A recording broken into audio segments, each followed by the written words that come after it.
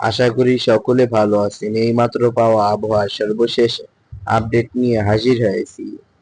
তৈরি হচ্ছে বঙ্গোপসাগরে একটি নিম্নচাপ, যার কারণে বাংলাদেশ এবং ভারতের বিভিন্ন স্থানে হালকা থেকে মাঝারি এবং অতি ভারী বৃষ্টির সম্ভাবনা রয়েছে। কোথায় কোথায় হতে পারে এই বৃষ্টি তা দেখার জন্য সম্পূর্ণ ভিডিওটি দেখতে থাকুন। তৈরি হচ্ছে বঙ্গোপসাগরে একটি নিম্নচাপ, যা আগামীকাল সকালবেলা বগুড়ার উপর দিয়ে বাংলাদেশের ঢাকা দিয়ে ভারতের চলে যাবে। এটি ভারতের সন্ধ্যার দিকে আঘাত হানবে, যার ফলে আবহাওয়া যেমন থাকবে।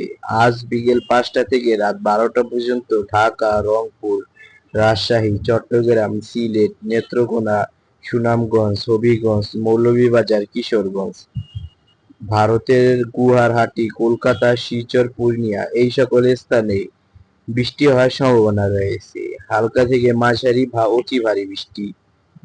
আজ রাত 12টা থেকে আগামীকাল সকাল 10টা পর্যন্ত পঞ্চগড়, ঠাকুরগাঁও, নীলফামারী, জয়পুরহাট, ঢাকা, নওগাঁ, চাঁপাইনবাবগঞ্জ এই সকল স্থানে হালকা থেকে মাঝারি এবং অতি ভারী বৃষ্টির সম্ভাবনা রয়েছে।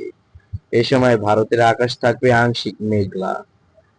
আগামীকাল দুপুর 12টার দিকে ঘূর্ণিঝড়টি বাংলাদেশের উপকূলে আঘাত হানবে। সে সময় উপকূলের সকল স্থানে বৃষ্টি হবে এবং আস্তে আস্তে এটি ঢাকার দিকে অগ্রসর হবে।